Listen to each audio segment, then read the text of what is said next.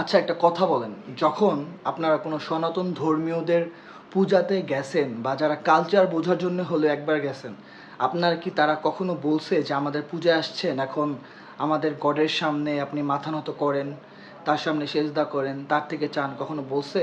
কিংবা তারা কি বলছে তাদের রিচুয়ালে, ধরেন অনেকে কচ্ছপ খায় তাদের ধর্মের, আপনাকে কি বলছে যে আমাদের ধর্মের এখানে আসছেন, প্রোগ্রামে আসছেন, এখন কচ্ছপের স্যুপ খান বা কচ্ছপ খান, বলছে? না।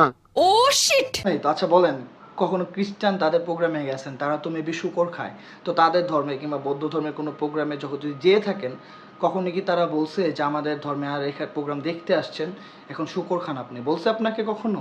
আমি বলুম না, আমার শরম করে। শরম তো করবে, কারণ তারা তো বলে নেই, তারা তো ছোট মন মানসিকতার না।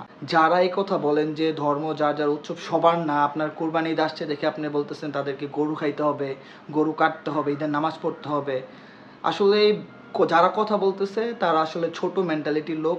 সহজে বলতে হবে, এটা ছোট মেন্টালিটির লোক, তারা জানেই না কোনটা ধর্মের অংশ আর কোনটা উৎসব। যাই হোক, জাতি ধর্ম নির্বিশেষে সবাইকে জানাচ্ছি ঈদ মোবারক। সবাইকে আমাদের পবিত্র কোরবানিদের শুভেচ্ছা, অভিনন্দন। সবাই আসবেন, ঘুরবেন ফিরবেন, আনন্দ করবেন, উদযাপন করবেন। আসসালামু আলাইকুম।